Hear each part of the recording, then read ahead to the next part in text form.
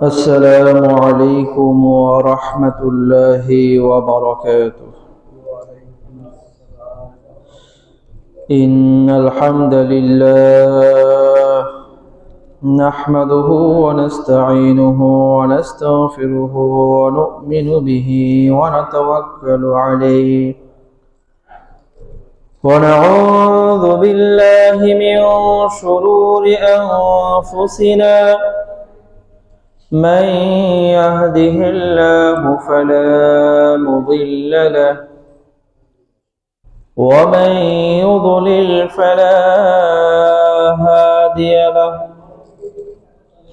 ونشهد أن لا إله إلا الله وحده لا شريك له ونشهد أن سيدنا وحبيبنا وحبيب ربنا وطبيبنا وطبيب قلوبنا محمدا عبده ورسوله أرسله الله كافة للناس بشيرا ونذيرا وداعيا إلى الله بإذنه سراجا وقمرا منيرا. أما بعد فقد قال الله سبحانه وتعالى في كلامه المجيد وفي فرقانه الحميد. بسم الله الرحمن الرحيم. إنما المؤمنون الذين إذا ذكر الله وجلت قلوبهم وإذا تليت عليهم آياته زادتهم إيمانا وعلى ربهم يتوكلون. صدق الله المولانا العظيم. وعن عمر بن الخطاب رضي الله تعالى عنه قال قال رسول الله صلى الله عليه وسلم لو أنكم تتوكلون على الله حق توكله لرزقكم كما ترزق الطير تغدو خماصا وتروح بطانا أو كما قال عليه الصلاة والسلام. صدق الله المولانا العظيم وصدق رسوله النبي الأمي الكريم ونحن على ذلك لمن الشاهدين والشاكرين والحمد لله رب العالمين. الحمد لله। মহান আল্লাহ সুবহানাহু ওয়া তাআলা এর পাক ও সাফ দরবারে লাখ কোটি শুকরিয়া যে মহান আল্লাহ সুবহানাহু ওয়া তাআলা আমাদের সকলকে দীর্ঘ এক সপ্তাহ পর 2024 সালের শেষ জুমা আমাদের সকলকে উপস্থিত হওয়া এবং জুমার নামাজ আদায়ের পূর্বে কোরআন ও হাদিস থেকে কিছু আলোচনা করা এবং শ্রবণ করার তৌফিক দান করেছেন। এই জন্য আমরা হৃদয়ের অন্তঃস্থল থেকে একবার কালিমাতুশ শুকর পাঠ করে নিই, আলহামদুলিল্লাহ। মহান আল্লাহ পাকের লাখো কোটি শুকরিয়া যে আল্লাহ রাব্বুল আলামিন আমাদেরকে বিগত 3 জুমা থেকে সমসাময়িক কিছু বিষয় নিয়ে আলোকপাত করার তৌফিক দিয়েছেন।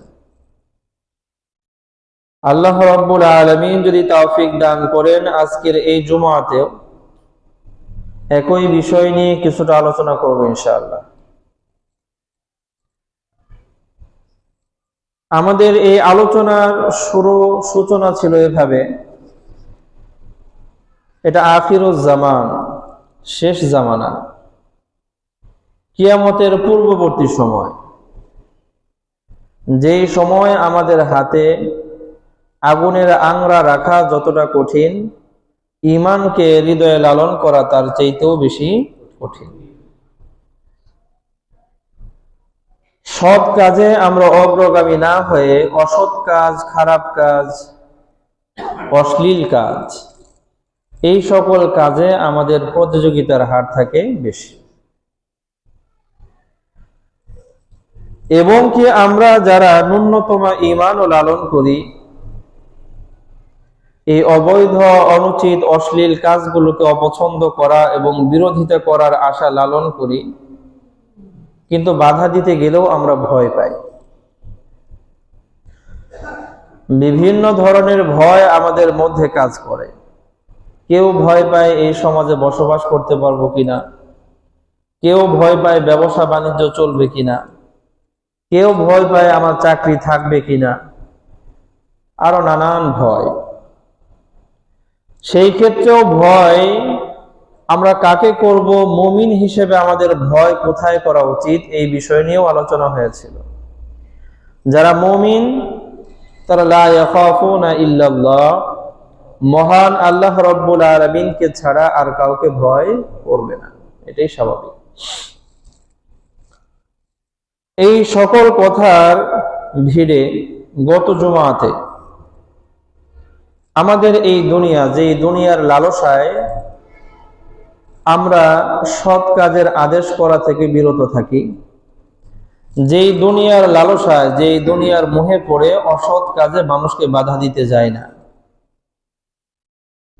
অন্যায়ের বিরুদ্ধে কোনো কথা বলতে চায় না, যদি চাকরিটা চলে যায়, যদি আমার ব্যবসা মন্দা হয়ে যায়, যদি সামাজিকভাবে আমাকে অবাঞ্ছিত ঘোষণা করা হয়, যদি ভোট না পাওয়া যায়, আরো বিভিন্ন ধরনের ঝামেলার কারণে আমরা এই দুনিয়ার লালসায়, এই অসৎ কাজে বাধা দেওয়া থেকে, অন্যায়কে প্রতিহত করা থেকে আমরা বিরত থাকি।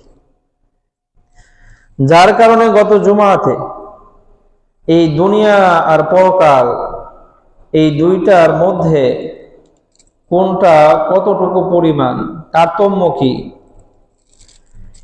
এই পরকালের সাথে দুনিয়ার তুলনাটা কেমন, এই বিষয় নিয়ে গত জুমাতে সর্বশেষ আলোচনা হয়েছিল। একটা হাদিস আপনাদেরকে শুনিয়েছিলাম যে রাসূল সাল্লাল্লাহু আলাইহি ওয়াসাল্লাম বলেছেন, পরকালের তুলনায় দুনিয়াটা হলো যেমন একজন ব্যক্তি অনেক বড় একটা সমুদ্রের মাঝে নিজের আঙ্গুলটারে চুবাই দিছে। ওই পানির থেকে আঙ্গুল বের করার পরে সে যেন তাকিয়ে দেখে তার আঙ্গুলের মাথায় কতটুকু পানি আসছে। এই পানিটা হলো দুনিয়া, আর সমুদ্রে যেই পরিমাণ পানি আছে সেটা হলো অনন্তকালের পরকাল। তো সমস্ত সমুদ্রের তুলনায় এই হাতের আঙ্গুলের সেই পানিটা যেরকম অতি সামান্য, পরকালের তুলনায় দুনিয়াটাও অতি সামান্য। যেই দুনিয়ার ভোগ বিলাসের জন্য, আরাম আয়েশের জন্য আমরা পরকালকে ক্ষতিগ্রস্ত করি, এই দুনিয়ার আরেকটা উদাহরণ রাসূল সাল্লাল্লাহু আলাইহি ওয়াসাল্লাম আমাদের সামনে দিয়েছেন। সহিহ মুসলিম শরীফ হাদিস নাম্বার 2807, হযরত আনাস রাদিয়াল্লাহু আনহু কর্তৃক বর্ণিত, রাসূল সাল্লাল্লাহু আলাইহি ওয়াসাল্লাম বলেছেন, ইউতা বিআনউমি আহলিদ দুনিয়া মিন আহলিন নার ইয়াউমাল কিয়ামাহ, কিয়ামতের দিন একজন জাহান্নামীকে আনা হবে।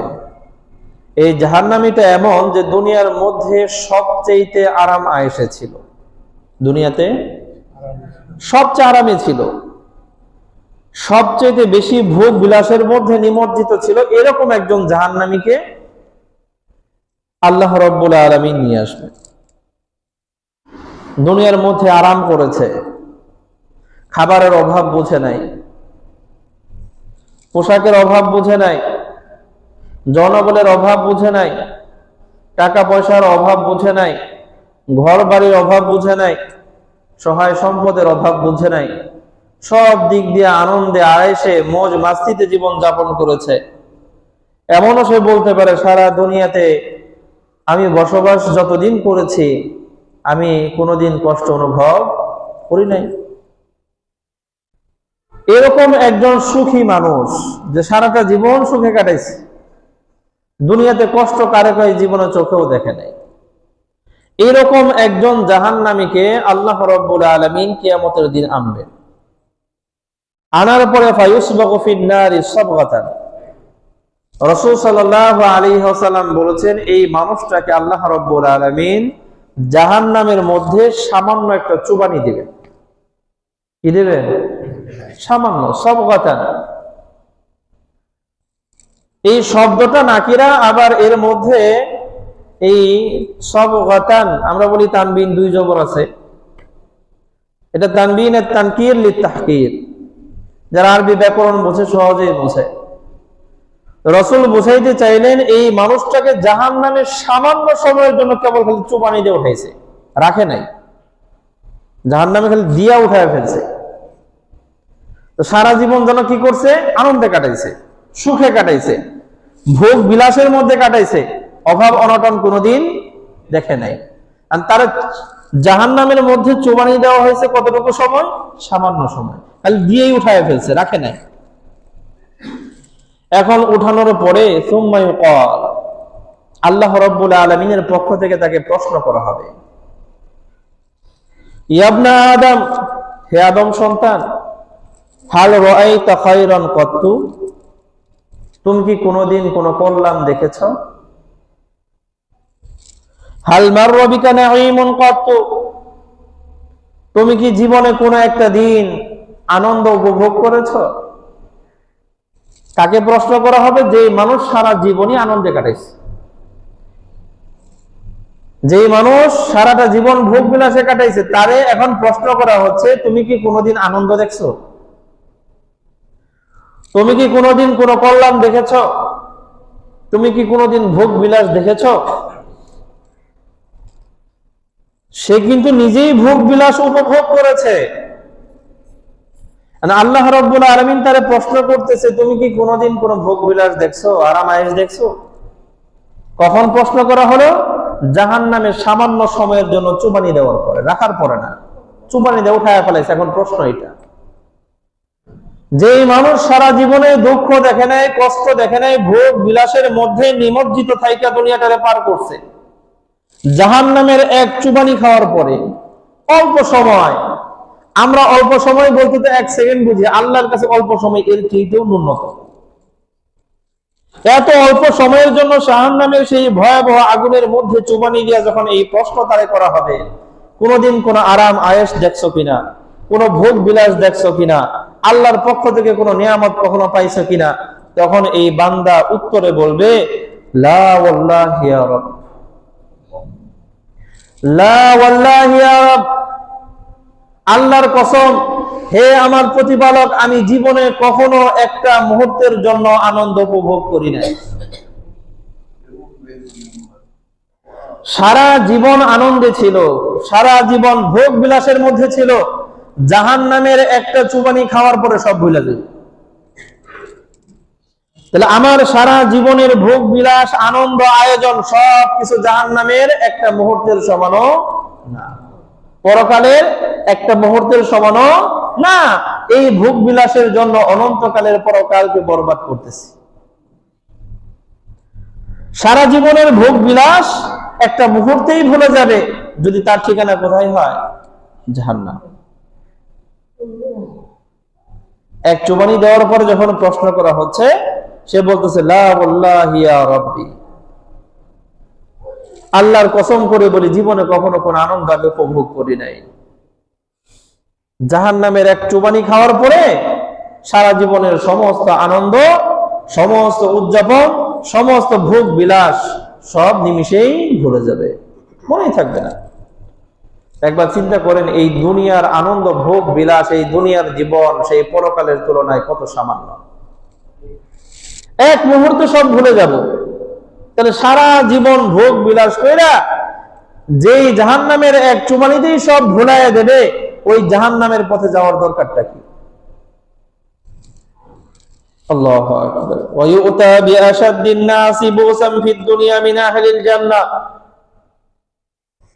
আর আল্লাহ রাব্বুল আলামিন কিয়ামতের দিনে এমন একজন জান্নাতীকে উপস্থিত করবেন, যেই জান্নাতী দুনিয়ার মধ্যে সবচেয়ে কষ্ট ক্লেশের মধ্যে ছিল, সবচেয়ে অভাব অনটনের ভিতরে ছিল, সবচেয়ে দুঃখে জীবন যাপন করেছে।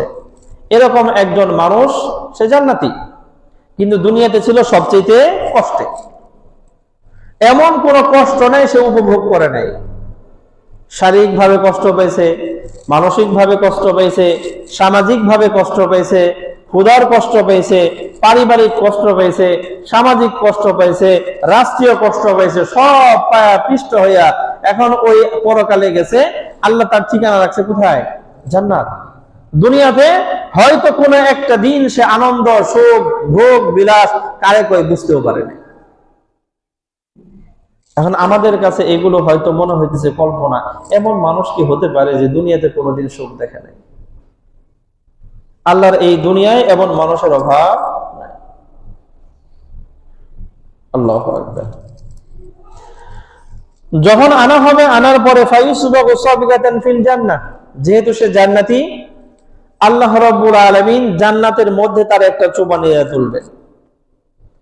ওই যে লোকটার জাহান্নামে যেরকম সামান্য সময়ের চুবানি দেওয়া হয়েছিল, এই মানুষটারও সামান্য সময়ের জন্য জান্নাতে চুবানি দিয়ে বাস উঠাইছে, জান্নাতে রাখে নাই। জান্নাতে একটা চুবানি দিয়ে খালি কি করছে? উঠায় নিছে। কোন মানুষ? যে মানুষ সারা জীবনে কখনো সুখ দেখে নাই। কোন মানুষ? যে মানুষ সারা জীবন কষ্ট ক্লেশে জীবন যাপন করেছে, অভাব আর অনটনের মধ্যেই সারাটা জীবন যার কাটছে। জান্নাতে একটা চুবানি দেওয়ার পরে আল্লাহ রাব্বুল আলামিনের পক্ষ থেকে তাকেও প্রশ্ন করা হবে, ইয়া ইবনা আদম হাল রাআইতা বুসান কাত্তু হাল মাররা বিকা শিদ্দাতুন কাত্তু। আল্লাহ রাব্বুল আলামিনের পক্ষ থেকে এই বান্দাকে প্রশ্ন করা হবে, হে আদম সন্তান, তুমি কি দুনিয়াতে কখনো কষ্ট দেখেছো? তোমার কি দুনিয়াতে কখনো কোনো দুঃখ দেখেছো? কাকে প্রশ্ন করা হচ্ছে? যার সারা জীবনই কাটছে দুঃখে, যার সারা জীবনই কাটছে কষ্টে। এই মানুষকে এখন প্রশ্ন করা হবে, দুনিয়াতে কি কোনো সময় দুঃখ দেখছো, কষ্ট দেখছো? তখন এই মানুষটা জান্নাতের যেহেতু একটা চুবানি খেয়েছে, কিসের? জান্নাতে। সে বলবে লা ওয়াল্লাহি ইয়া রব। সে কি জবাব দেবে? আল্লাহর কসম করে বলি, হে আমার রব, আমি জীবনে কখনো কোনো দুঃখ দেখি নাই। তার মানে সারা জীবনের সমস্ত দুঃখ, কষ্ট, ক্লেশ জান্নাতের এক চুবানিতেই ভুলাইয়া দেবে। কথা বুঝি না? তাহলে সারা জীবন আমার দুঃখে আর কষ্টে কাটলে সমস্যা কোথায়?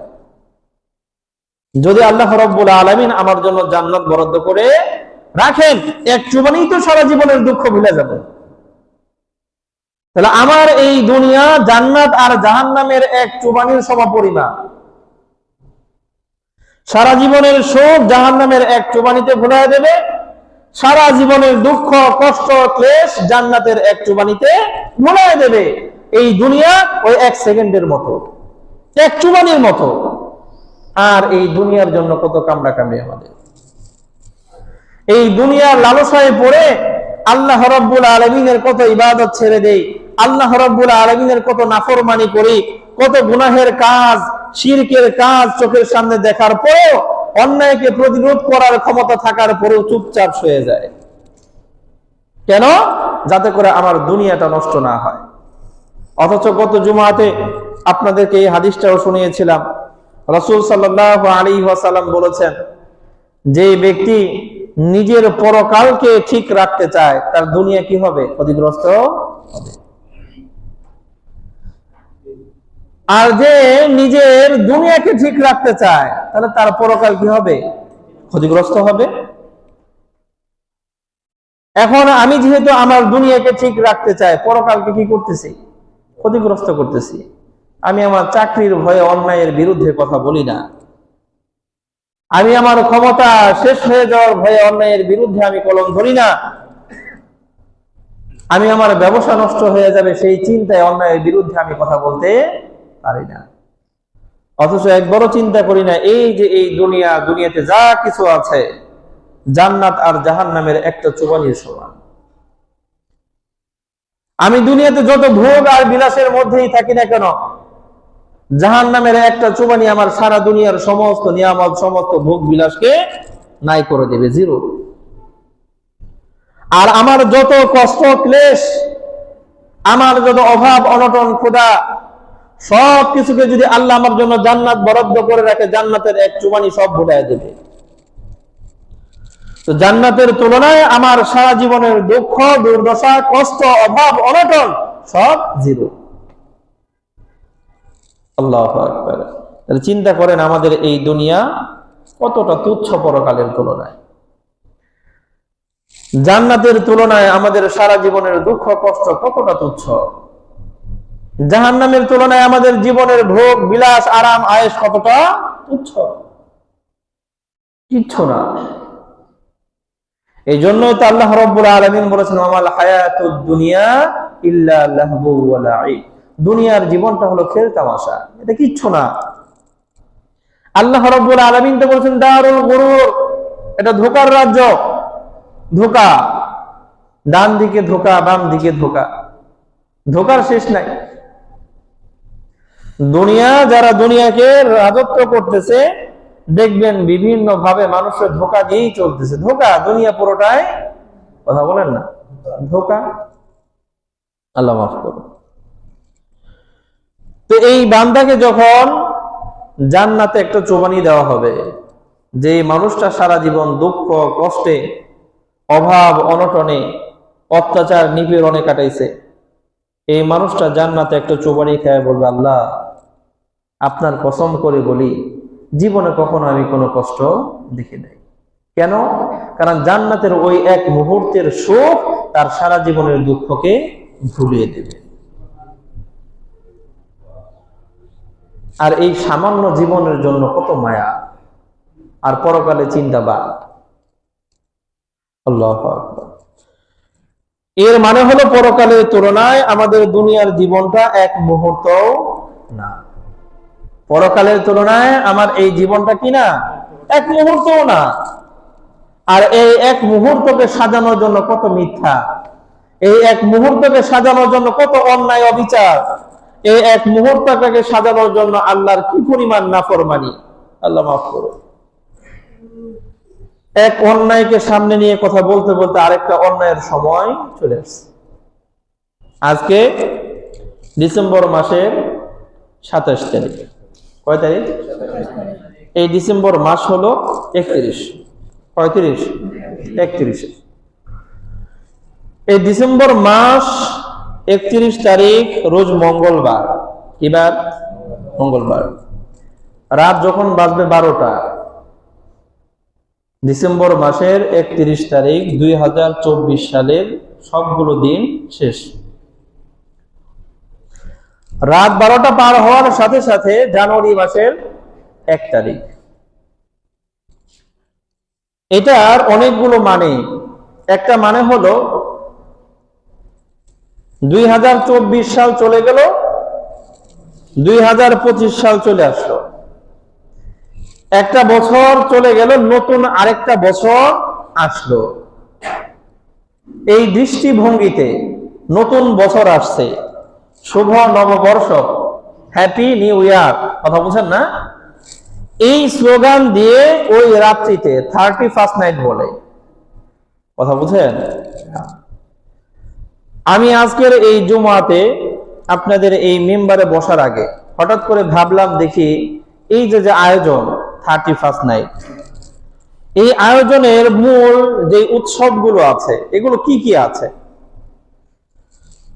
তো উৎসবগুলো যারা এটাকে সাজিয়েছে যে এই 31st নাইট কিভাবে উদযাপন করতে হয়, সেইখানে লেখায় আছে আতশবাজি করা, কি করা, নাচ গান করা, সমস্যা করতেছে মনে হয়। নাচ গান করা, কি করা? নাচ গান করা। এরপর অ্যালকোহল যুক্ত, ভালো করে খেয়াল করবেন, অ্যালকোহল যুক্ত, কি যুক্ত? অ্যালকোহল যুক্ত পানীয় পান করা, এটা এই উৎসবের একটা অংশ। যদি মনে করেন হুজুরে বানায় বলতেছে, যারা নেট বুঝেন, ইন্টারনেট বুঝেন, তারা দেখবেন উইকিপিডিয়াতে সার্চ দিয়ে এই কথাগুলো আছে কিনা। যেই উৎসব হলো অ্যালকোহল যুক্ত পানীয় পান করার সাথে যুক্ত, যেই উৎসব নাচ গান করার সাথে যুক্ত, যেই উৎসব আতশবাজি করার সাথে যুক্ত, এই উৎসব কখনো কি মুসলমানের হতে পারে? কথা বলছেন না? কথা কি বুঝতে পারলাম? আচ্ছা, মুসলমানের কথা একটু পরেই আনি। আমাদের দেশ, আমাদের রাষ্ট্র, রাষ্ট্রীয়ভাবে আমাদের এই যুব সমাজকে বিপদগামী হওয়া থেকে, আমাদের রাষ্ট্রের ভাষায় বিপদগামী হওয়া মানে বিধর্মী হওয়া না। আমাদের রাষ্ট্রের ভাষায় বিপদগামী হওয়ার মানে হলো সুস্থ স্বাভাবিক থাকার চাইতে পাগল হওয়া। মানে পাগল হওয়া থেকে মুক্ত রাখার জন্য আমাদের রাষ্ট্রীয়ভাবে কামনা হলো দেশকে, যুবকদেরকে মাদক মুক্ত রাখা। কি রাখা? কি রাখা? মাদক মুক্ত। কি মুক্ত? নেশা মুক্ত। রাষ্ট্রীয় ভাবেও তো আমাদের দেশ, আমাদের দেশের যারা হত্যাকর্তা আছে, আমরা বিশ্বাস করি তারা মাদক চায় না, চায় না আমাদের যুবকরা নেশায় আসক্ত হয়ে পড়ে থাক। আর আমাদের ধর্মীয় ভাবে যেই সকল নেশা, এই যে অ্যালকোহল যুক্ত বলা হয়, মাদক দ্রব্য বলা হয়, এগুলো তো স্পষ্ট হারাম। কি? স্পষ্ট হারাম। তা আমাদের রাষ্ট্রীয় ভাবেও এই উৎসব অবৈধ, আমাদের ধর্মীয় ভাবেও আমাদের জন্য এই উৎসব, কথা বলেন না, অবৈধ। আর এই অবৈধ উৎসবটা আমাদের দেশে সবচেয়ে জাঁকজমকপূর্ণ ভাবে পালিত হয়। যেই উৎসবের সাথে অ্যালকোহল যুক্ত পানীয় এটা জড়িত, যেই উৎসবের সাথে আমাদের যুবক আর যুবতীদের উন্মুক্ত নাচ গান জড়িত, এটা আসতেছে কেন? উৎসব করে নতুন বছর আসে, এই নতুন বছরটাকে বরণ করার জন্য এই ধরনের উৎসব। বললাম এটা একটা দৃষ্টিভঙ্গি। এখন আমরা আরেকটা দৃষ্টিভঙ্গি আমাদের সামনে রাখি। আমার বয়স, আল্লাহ রাব্বুল আলামিন আমার হায়াত মনে করেন লিখে রাখছেন 40 বছর। কত বছর? 40 বছর। এই 2024 সাল চলে যাচ্ছে, মানে আমার বয়স ছিল 33, হয়ে গেল 34। আমার বয়স 33, তার মানে আমি এখনো আরো 7 বছর বাঁচবো। কয় বছর? কয় বছর? কারণ আমার হায়াত সর্বমোট 40, আরো 7 বছর আছে। কিন্তু 2024 চলে গিয়া আমার হায়াত হলো 34, তার মানে আমার হায়াত রয়েছে আর কত? 6। আমার হায়াত না 7 বছর ছিল, 1 বছর কি গেছে? কমে গেছে। আমার বয়স যদি 60 হয়, সেখান থেকে 1 বছর কমে গেছে। আমার হায়াত যদি আল্লাহ 80 বছর রাখেন, সেখান থেকে 1 বছর কমে গেছে। আমি যেই সকল ইবাদত করে, আমি যেই সকল অন্যায় অবিচারের বিরুদ্ধে রুখে দাঁড়িয়ে আমার রবকে খুশি করতে পারবো, তার সুযোগ 1 বছর কমে গেছে। কথা বুঝেন না? আমি যে জান্নাতের পথে হাঁটবো, সেই পথে হাঁটার জন্য আমার নির্দিষ্ট যে সময় ছিল, সেখান থেকে 1 বছর কমে গেছে। সর্বোপরি এই দুনিয়াতে আমি যে ভোগ বিলাস করবো, আমি তো দুনিয়াবাদী, এই ভোগ বিলাস করার জন্য আমার যে সময় ছিল, সেই সময়ও তো 1 বছর ঘাটতি হয়ে গেছে, কমে গেছে। আল্লাহু আকবার। আমার যে পরিমাণ নামাজ পড়ার কথা, নামাজ আমি পড়ে আমার রবকে খুশি করব, নামাজ পড়ার জন্য নির্দিষ্ট যে সময় ছিল, সেইখান থেকে 1 বছর কমে গেছে। আমার রবের কাছে তওবা করে আমি আমার রবকে খুশি করার জন্য যে পরিমাণ সময় আমার ছিল, সেখান থেকে 1 বছর কমে গেছে।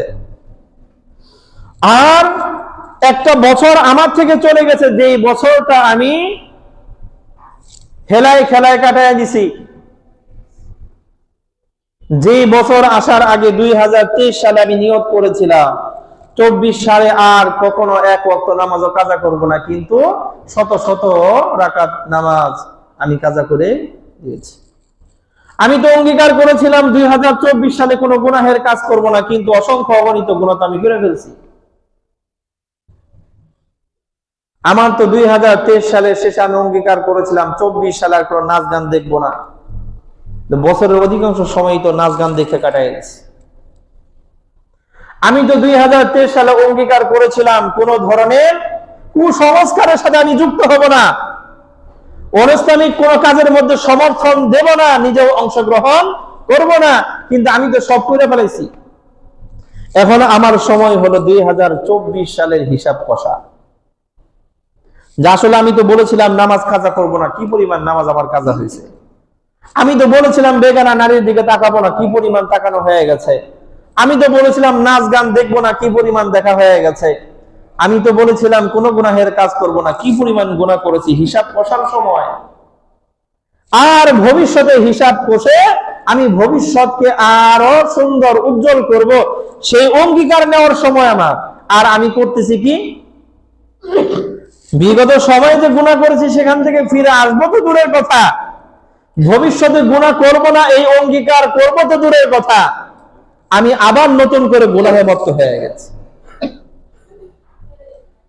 আল্লাহু আকবার।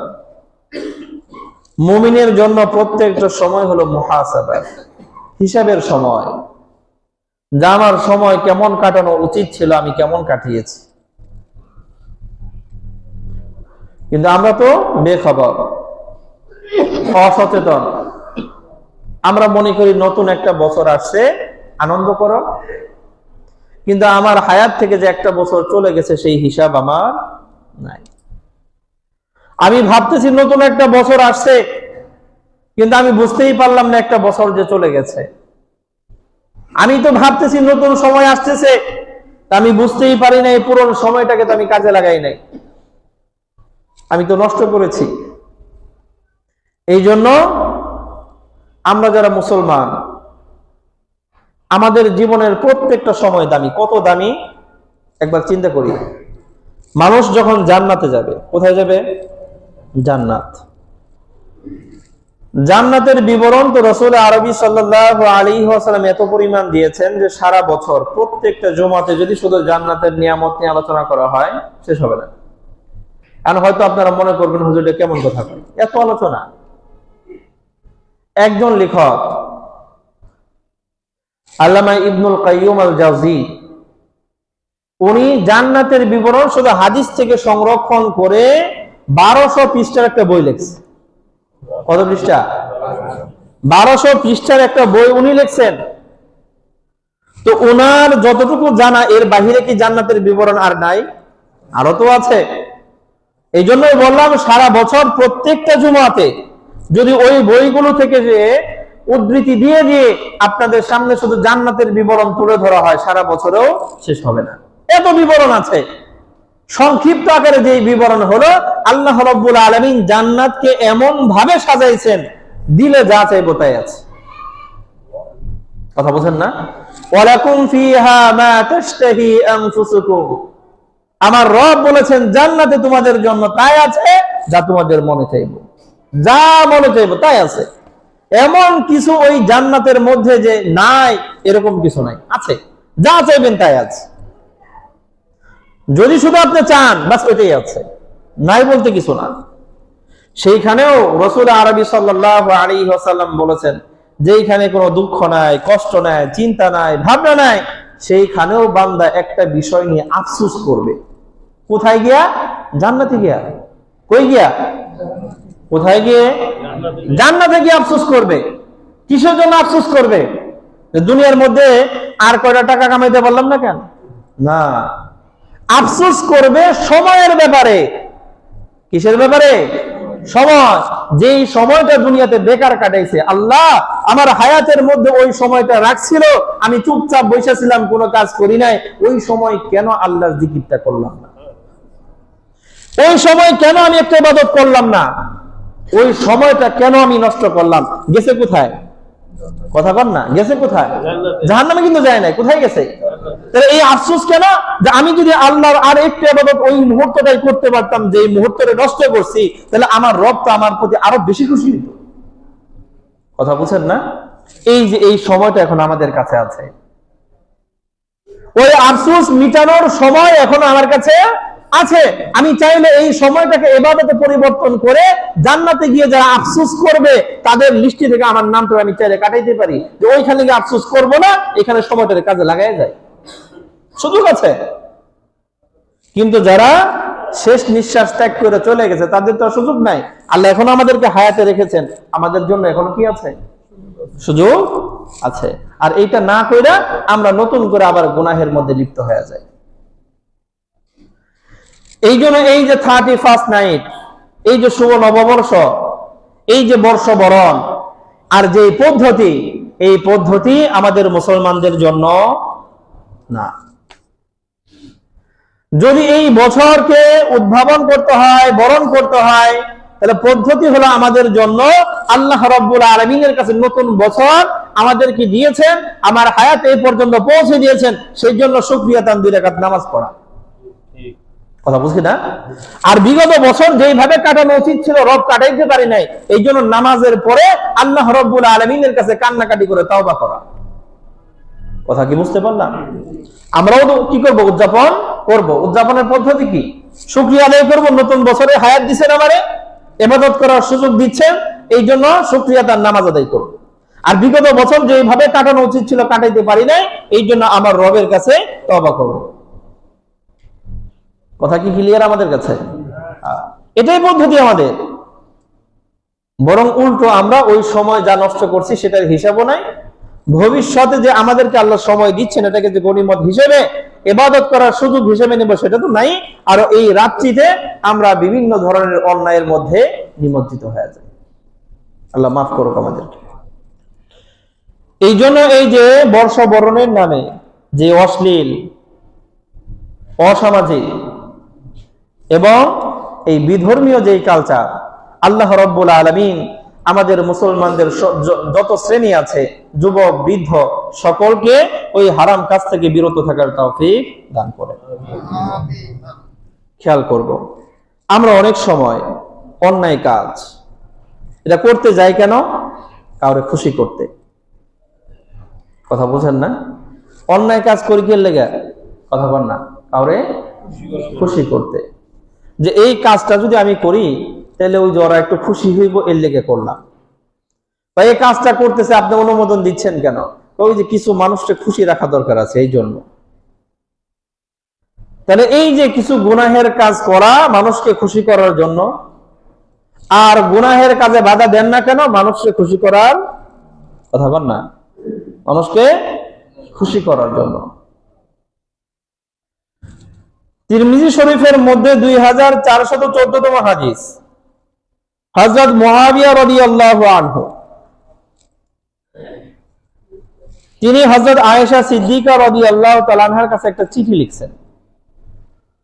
চিঠির মধ্যে কথা হলো এইটা যে আপনি আমাকে কিছু নসিহত করবেন, উপদেশ দিবেন।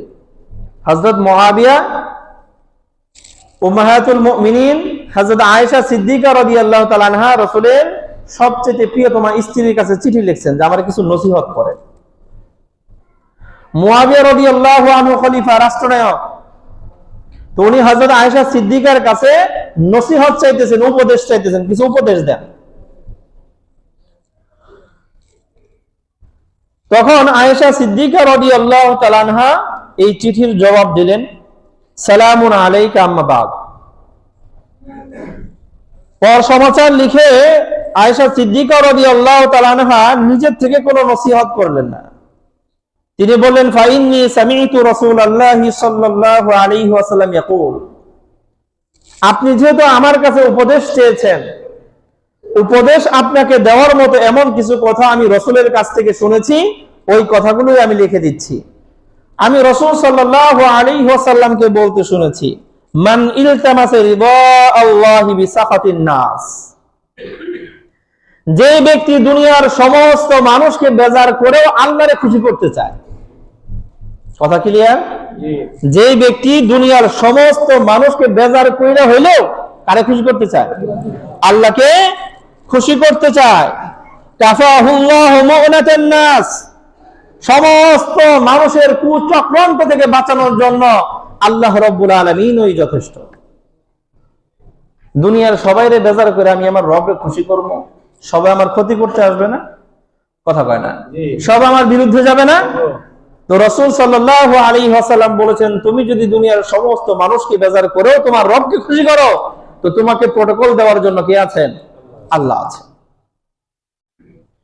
আর যদি এর ব্যতিক্রম হয়, রাসূল বলেছেন, ওয়ামাল ইলতামাসা রিদা আন-নাসি বিসাখাতিল্লাহ, ওয়ামান ইলতামাসা সিখাতান নাস, ওয়ামান ইলতামাসা রিদা আন-নাস। রাসূল বলেছেন, যেই মানুষটা সারা পৃথিবীর সমস্ত মানুষকে খুশি করতে চায়, বিসাখাতিল্লাহ, আল্লাহকে অসন্তুষ্ট করে, আল্লাহ বেজার হোক, মানুষকে তো বেজার করা যাবে না। কথা বুঝেন না? কথা বলে না। এই যে সামনে যে প্রোগ্রামের কথা বললাম, পিছনে গুলো বাদ, পিছনে গুলো তো গেছে গা, সামনে যে প্রোগ্রাম আসতেছে 31st নাইট, কথা বুঝেননি? কথা কয় না? এই রাত্রিতে আতশবাজি আমাদের ছেলেরা করে না? কনসার্ট করে না? গান বাজনা করে না? আমি তো এটাও জানি আমাদের এই অঞ্চলে মাদক সেবন চলে। মাদক বলতে এই মদ খায়, আমাদের এই অঞ্চলেও আছে, আমি যতটুকু জানি। তাহলে এটা কারা খায়? কথা কয় না? আমাদের ছেলে, আমাদের ভাতিজা, আমাদের প্রতিবেশী, এরাই তো। কথা বলেন না? তা আমরা অনেকেই জানি, হয়তো আমি করি না কিন্তু অমুকে করে, আমি জানি, কিন্তু না করি না কেন? কথা বুঝেন না? আমি জানি, না করি না কেন? ওই আমার চাচাই বেজার হইব, আমার ছেলে একটু মনক্ষুণ্ণ হইব, অমুকে মনে কষ্ট পাইব, এই জন্য কি করি না? না করি না। কিন্তু ওই পাশ দিয়ে যে আমার রব মনক্ষুণ্ণ হচ্ছেন, আমার রব যে নারাজ হইতেছেন, হোক, নাউজুবিল্লাহ বলেন না? এই জন্য রাসূল সাল্লাল্লাহু আলাইহি ওয়াসাল্লাম বলেছেন, ওয়ামাল ইলতামাসা রিদা আন-নাসি বিসাখাতিল্লাহ, আল্লাহকে অসন্তুষ্ট করে যে মানুষটা মানুষকে খুশি করতে চায়, কারে খুশি করতে চায়?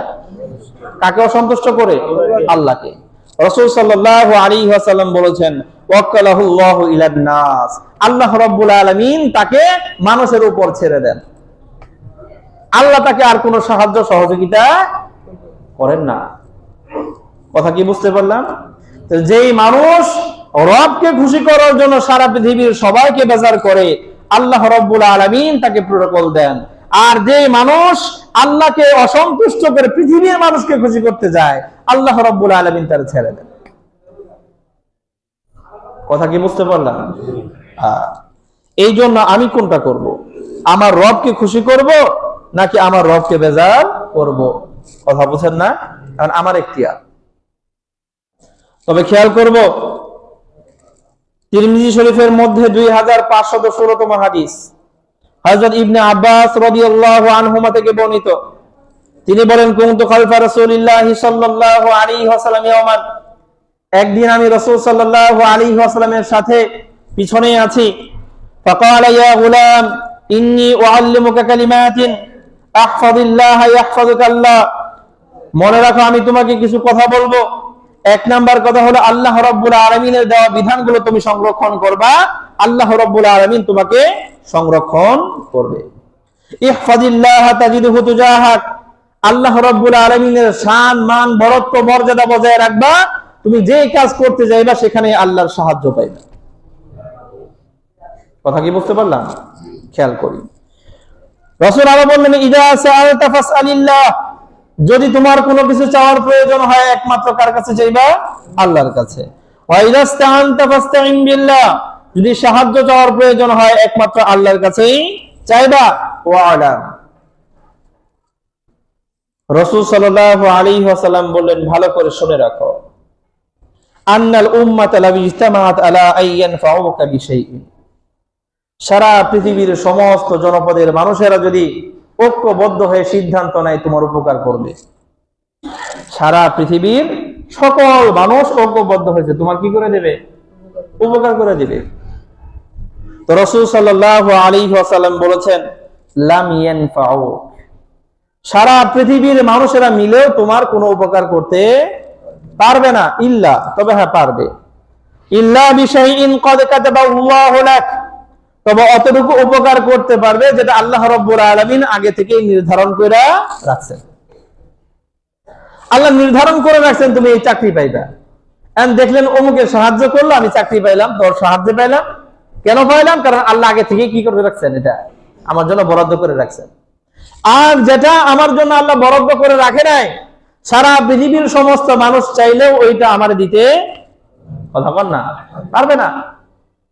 শুধু তাই না, রাসূল সাল্লাল্লাহু আলাইহি ওয়াসাল্লাম আরো বলেছেন, ওয়ালাউ ইজতামাউ আলা আন ইয়াদুররুকা বিশাইইন, সারা দুনিয়ার সমস্ত জনপদের মানুষেরা যদি ঐক্যবদ্ধ হয়ে সিদ্ধান্ত নেয় তোমাকে ক্ষতি করবে, রাসূল সাল্লাল্লাহু আলাইহি ওয়াসাল্লাম বলেছেন, ইয়াদুররুকা, সারা পৃথিবীর মানুষ মিলেও তোমার কোনো ক্ষতি করতে পারবে না, ইল্লা বিশাইইন ক্বাদ কাতাবাহুল্লাহু আলাইকা, তবে অতটুকু ক্ষতি তোমার হবে যেটা আল্লাহ আগে থেকেই নির্ধারণ করে রেখেছেন। কথা কি বুঝতে পারলাম? আল্লাহ পাক রুফিআতিল আকলাম ওয়া জাফফাতিস সুহুফ, রাসূল সাল্লাল্লাহু আলাইহি ওয়াসাল্লাম বলেন, আল্লাহ রাব্বুল আলামিন বান্দাদের যে তাকদীর লিখেছেন, তাকদীর লিখা এই কলমটারে উঠায় ফেলছেন, লেখা শেষ, লেখা। আর যেই সেই ইয়ের মধ্যে, লাউহে মাহফুজের মধ্যে আল্লাহ রাব্বুল আলামিন বান্দার তাকদীর যে লিখছেন, লেখার পরে সেই পেজগুলো শুকায় গেছে, এখন আর নতুন করে কিছু লেখার সুযোগ নাই। সারা দুনিয়ার মানুষরা মিলাও যদি একটু বাড়ায় দেয়, পারবে না। সারা দুনিয়ার মানুষ মিলাও যদি আমার তাকদীর থেকে কিছু কমাইতে চায়, পারবে না। এই ইতিকাদ কার থাকবে? আল্লাহর প্রতি যার বিশ্বাস আছে। কথা কি বুঝতে পারলাম? এখন আমি যদি একটু খারাপ কাজে বাধা দেই, আমি তো মনে করি যে আমার অনেক ক্ষতি হয়ে যাব। তো মনে রাখতে হবে, সারা দুনিয়ার মানুষ মিলেও আমার কোনো ক্ষতি করতে পারবে না যদি আল্লাহ রাব্বুল আলামিন আমার তাকদীরে না লিখে রাখেন। কথা ক্লিয়ার না? আল্লাহ তৌফিক দান করেন। সূরা তাওবা আয়াত নাম্বার 51, আল্লাহ রাব্বুল আলামিন বলেন, কুল, হে নবী, আপনি আপনার উম্মতদেরকে জানায় দেন, লা ইউসিবানা ইল্লা মা কাতাবাল্লাহু লানা, আমার তো কোনো ক্ষতি তোমরা করতে পারবে না, তবে আল্লাহ রাব্বুল আলামিন আমার তাকদীরে যতটুকু লিখে রাখছেন এতটুকু হবে। মক্কার কাফেররা সিদ্ধান্ত নিল মুহাম্মদরে মেরে ফেলাইবো, পারছেন? কথা কন না। আল্লাহ রাব্বুল আলামিন ফয়সালা করে রাখছেন মুহাম্মদকে মক্কা থেকে মদিনায় হিজরত করাবেন, আল্লাহ হিজরত করাই দিবেন। কথা বলছেন না? এই সিদ্ধান্ত আগে থেকেই আছে। কারণ যারা তাওরাত আর জবুর পড়েছে, তাওরাত আর জবুরের যারা আলেম, তারা মক্কায় বসবাস না করে মদিনায় গিয়ে ঘর বাড়ি বানায় বসে আছে। কেন? কারণ তারা জানে হিজরত করে শেষ নবী এখানে আসবে। তার মানে রাসূল যে হিজরত করে মদিনায় যাবেন, এটা আল্লাহ আগে থেকেই কি করে রাখছেন? কথা কন, নির্ধারণ করে রাখছেন।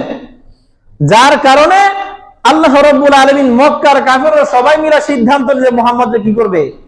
হত্যা করবে। আল্লাহ তো লেখা রাখেন নাই, পারে নাই। আল্লাহ লেখা রাখছেন মুহাম্মদ হিজরত করে মক্কা থেকে কোথায় যাবে?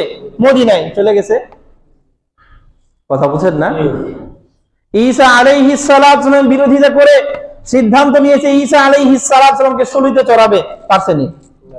আল্লাহ রাব্বুল আলামিন সিদ্ধান্ত নিয়েছিলেন ঈসা আলাইহিস সালামকে জীবিত অবস্থায় আসমানে উঠায় রাখবেন এবং শেষ জামানায় পাঠাবেন, তাই করছেন। কথা বুঝেন না? তো সারা পৃথিবীর মানুষ মিলেও যদি একটা পরিকল্পনা করে আর আল্লাহ যদি ওইভাবে লিখে না রাখেন, সম্ভব না। কোন তো ফেরাউনের বাহিনী কি পরিমাণ বাহিনী ছিল, এত পরিমাণ বাহিনী যার তুলনায় মুসা আলাইহিস সালামের বাহিনী কিছুই না। সেই বাহিনী পুরোটা মিলে সিদ্ধান্ত নিছে মুসা আর মুসার বাহিনীর আজকে পিছে ফেলাবো। কথা বুঝেন না? কথা কি বুঝতে পারছেন? কথা ক্লিয়ার না? আর মুসার বাহিনী কি পিছে গেছে না হেডি ডুবে মরছে? কথা বুঝেন না?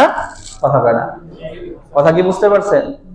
অনেক বড় বাহিনী নিয়ে হস্তপস্ত নিয়ে আমার 41 সাল পর্যন্ত তারা কি করে? কথা বুঝেন না? ছোট ছোট মানুষ দিয়ে আল্লাহ তাড়াই দিছে। কেন? আমি মনে করি এটা অহংকারের ফসল। কারণ আল্লাহ রাব্বুল আলামিন যেভাবে লিখছেন তার ব্যতিক্রম তো হবে না। 41 সাল পর্যন্ত পরিকল্পনা করা, আমি এভাবেই থাকবো, এই ধরনের কোন পরিকল্পনা আমার করার যোগ্যতা নাই। এগুলো কে করেন? আল্লাহ। কথা কি বুঝতে পারলাম? এই ফেরাউন যে নিজের খোদা দাবি করত, কি দাবি করত? শুধু খোদা না, তার দাবি ছিল আনা রব্বুকুমুল আলা, আমি বড়টা। কথা বুঝেন না? আল্লাহু আকবার। এই জন্য আমি শুধু উদাহরণ দিলাম, কারো বিপক্ষে কথা না, শুধু উদাহরণ দিলাম বোঝার জন্য। সারা পৃথিবীর মানুষ চাইলেও আমার উপকার করতে পারবে না যদি আল্লাহ আমার তাকদিরে না রাখেন, আর সারা পৃথিবীর মানুষ মিলেও আমার ক্ষতি করতে পারবে না যদি আল্লাহ আমার তাকদিরে না রাখেন। এই বিশ্বাস আমার রাখতে হবে, কারণ হাদিসেও আছে, কোরআনেও আছে। হাদিস রাসূলের কথা, আল্লাহ রাব্বুল আলামিনের কথা রাসূলের মাধ্যমে আসছে, আর কোরআন সরাসরি আল্লাহর কথা। দুই জায়গা থেকেই বললাম, যা আল্লাহ আমার নসিবে রাখছেন এর ব্যতিক্রম হবে না। বাস। আল্লাহু আকবার। সূরা আহজাব আয়াত নাম্বার 48, আল্লাহ রাব্বুল আলামিন বলেছেন, ওয়ালা তুতি'ল কাফিরিন ওয়াল মুনাফিকিন, কাফের যারা আছে, খোদাদ্রোহী যারা আছে, আর মুনাফিক মার্কা যেটি আছে। মুনাফিকের আলোচনা তো গত জুমাতে করেছি। আমগো লগে লগেই থাকে, আমরা আপনি লগে আছি, আর শয়তান লগে গেলে কি হয়, আমরা তো তুমি লগে আছি, হ্যাঁ লগে উপহাস করি। এই জাতীয় মানুষদের অনুসরণ করো না। মসজিদে এসে নামাজও পড়ে আবার ওই পাশে কনসার্টের আয়োজন করে, তাদের অনুসরণ করো না। মসজিদে এসে সামনের কাতারে নামাজও পড়ে আবার বিবাহ সাজিয়ে কুসংস্কারের কি করে, অনুসরণ করে, এদের অনুসরণ করো না। আমরা খুবই মর্মাহত হই, অবাক হই। আমাদের ইসলামিক একটা কালচার আছে বিবাহের, আছে না? এইভাবে এইভাবে বিবাহ শাদী হবে, পূর্ণাঙ্গ বিবরণ আছে। এরপর আমরা বিবাহ শাদীতে যা করি হিন্দুরা এতটা করে না। আল্লাহ মাফ করুক আমাদের। এত এত বদ রসুম আমাদের মধ্যে, আমি বিশ্বাস করি হিন্দুরাও এত বদ রসুম মনে হয় করে না। এগুলো আমরা করি। আমাদের বেশিরভাগ বিবাহ শাদী এখন হিন্দুয়ানি রসুমে হয়ে গেছে। আমরা চাই বৈধতা, আমাদের ইসলাম ধর্মের স্বামী স্ত্রী হবে, আর সবকিছু করি হে হিন্দু গমতা। আল্লাহ মাফ করুক। আল্লাহ বলেন, ওয়ালা তুতি'ল কাফিরিন ওয়াল মুনাফিকিন, কাফের আর মুনাফিক যারা আছে তাদেরকে অনুসরণ করো না। ওয়াদা আদাহুম, আর তারা তোমাদেরকে যে বিভিন্ন কথা বলে কষ্ট দেয়, বিভিন্ন ভাবে খুঁচায় খুঁচায় কষ্ট দেয়, কথা বলছেন না, এগুলো উপেক্ষা করে চলো, কারণ এই কষ্ট সারা জীবন পাইলেও ওইখানে এক চুবানিতেই ভুলে যাবে। কথা বুঝেন না? সারা জীবনের কষ্ট জান্নাতের এক চুবানিতেই কি হয়ে যাব, জিরো হয়ে যাব, টেনশনে কিছু নাই। এজন্য আল্লাহ রাব্বুল আলামিন বলেন, ওয়াদা আদাহুম, তাদের এই দেওয়া কষ্টগুলোকে উপেক্ষা করো। ওয়া তাওয়াক্কাল আলাল্লাহ, ভরসা রাখো আল্লাহর প্রতি। ওয়া কাফা বিল্লাহি ওয়াকিলা, তোমার অভিভাবক হিসেবে, তোমার বন্ধু হিসেবে আল্লাহই যথেষ্ট। কথা বুঝি না? আর কিছু লাগবে না। সূরা ফুরকান আয়াত নাম্বার 58, আল্লাহ রাব্বুল আলামিন বলেছেন, ওয়া তাওয়াক্কাল আলাল হাই, ওই চিরঞ্জীবের উপর ভরসা রাখো, আল্লাযী লা ইয়ামুত, যিনি কখনোই মৃত্যুবরণ করবেন না। কথা বলছেন না? আমি যদি কোনোভাবে আমাদের এই দেশের প্রশাসনের একটু ছায়ার মধ্যে থাকতে পারি, মনে করি আমার আর কে পায়। যদি কোনোভাবে একজন এমপির হাত আমার মাথায় থাকে, আমার আর কে পায়।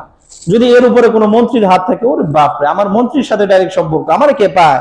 যদি প্রধানমন্ত্রীর সাথে থাকে, ভাবটা কি। আল্লাহু আকবার।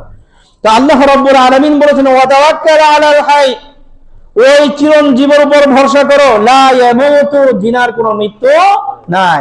আমি যার হাত ধরেছি ওর হাত থাকবো কিনা গ্যারান্টি নেই। কথা বুঝেন না? যার ছায়া আমি অনুভব করতে যাচ্ছি, তার ছায়া তো দূরের কথা, তার অস্তিত্ব টিকবে কিনা তারও তো কোনো গ্যারান্টি নাই। এই জন্য যদি ভরসা করতে হয়, আস্থা রাখতে হয়, আস্থা রাখো আলাল হাই আল্লাযী লা ইয়ামুত, যিনি কখনো কি করবেন না, মৃত্যুবরণ করবেন না। ওয়াসাব্বিহ বিহামদিহি ওয়া কাফা বিহি বিদুনুবি ইবাদিহি খাবীরা, আর সেই আল্লাহ রাব্বুল আলামিনের তাসবিহ পড়ো, যে আল্লাহ রাব্বুল আলামিন তার বান্দার সমস্ত গুনাহের ব্যাপারে খবর রাখেন। কই গিয়ে কি করি না করি সব খবর আছে। সূরা আনফাল আয়াত নাম্বার 6, আল্লাহ রাব্বুল আলামিন বলেছেন, ইন্নামাল মুমিনুনা আল্লাযীনা ইযা যুকিরাল্লাহ, আল্লাহ রাব্বুল আলামিন বলেছেন প্রকৃত পক্ষে মুমিন তো হলো তারা, আল্লাযীনা ইযা যুকিরাল্লাহ, যাদের সামনে যখন আল্লাহর আলোচনা করা হয়। কার আলোচনা? ওয়াজিলাত কুলুবুহুম, তখন তাদের অন্তর ভীত সন্ত্রস্ত হয়। অন্তর কি হয়? আল্লাহ এই কাজ করতে বলছেন, হ্যাঁ আমি তো এটা করি নাই। আল্লাহ এই কাজ করতে নিষেধ করেছেন, হ্যাঁ আমি তো এই কাজটা করে ফেলছি। অন্তর কি হয়? কথা বলেন না, ভীত সন্ত্রস্ত হয়। তারাই প্রকৃত মুমিন। আমি গান শুনছি, শুনলাম গান শোনা যাবে না, আমার ভিতরে কোনো চেতনা নেই, আমি প্রকৃত মুমিন না।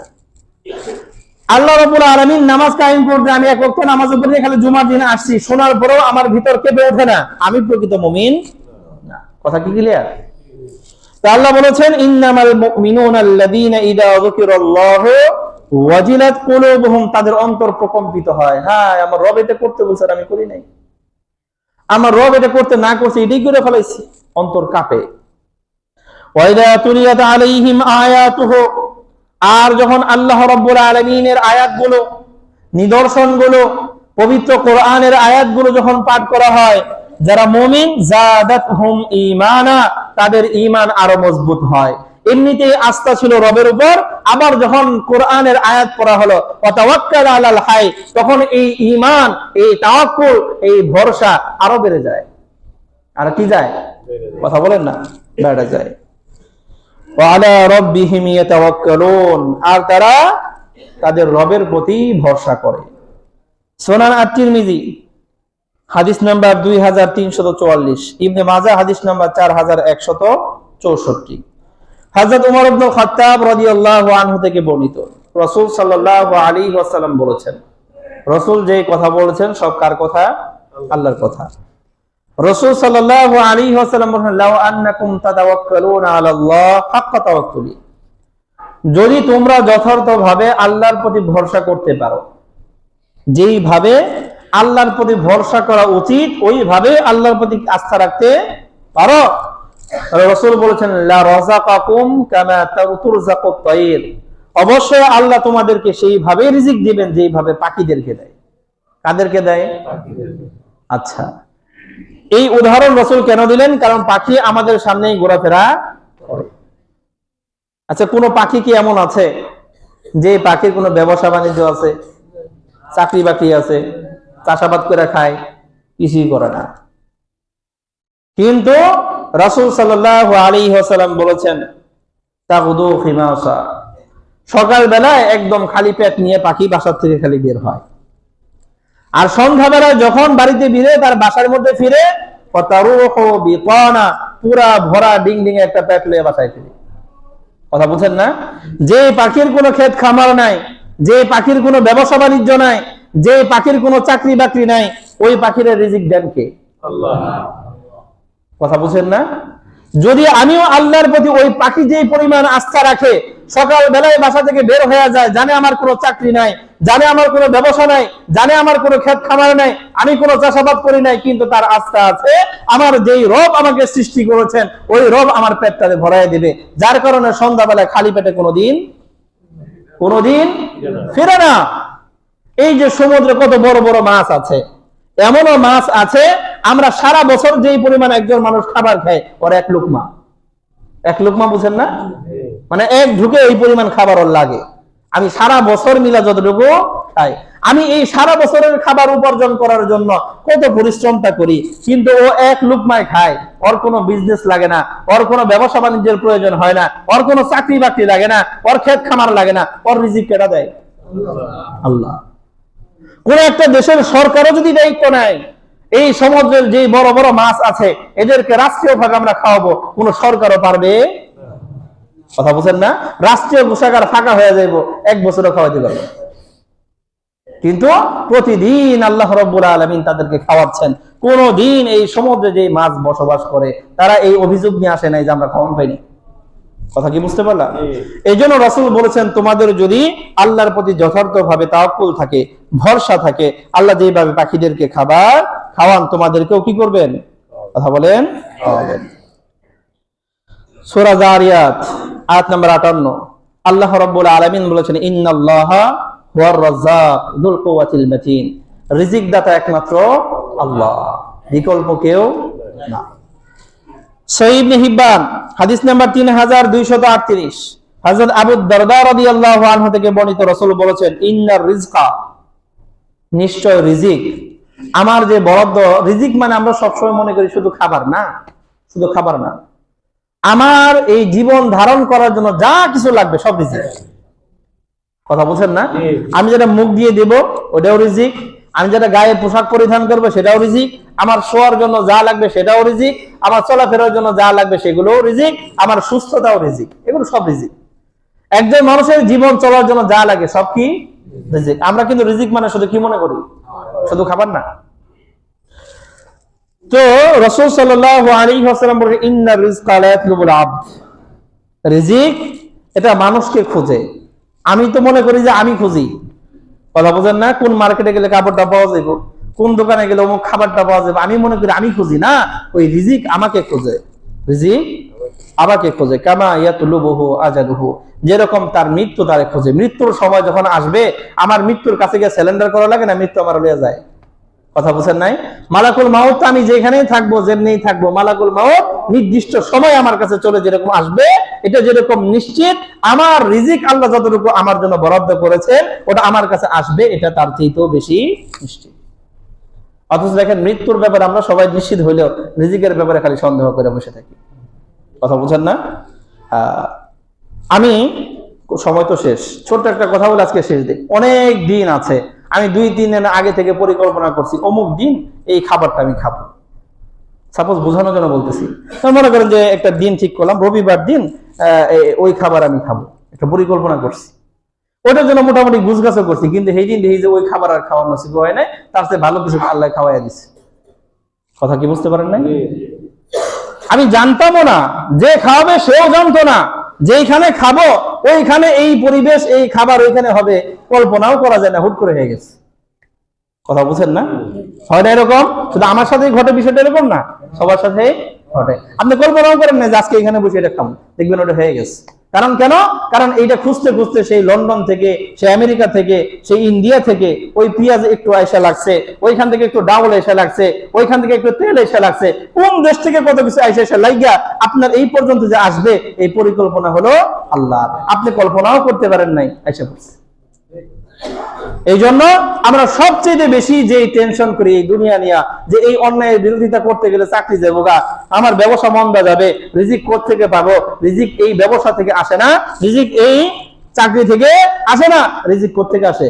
এই ইতিকাদ যদি থাকে, তাহলে আল্লাহ রাব্বুল আলামিন আপনাকে সেইভাবে খাবার দেবেন, সেইভাবে রিজিক দেবেন যেভাবে পাখিকে দিয়ে থাকেন।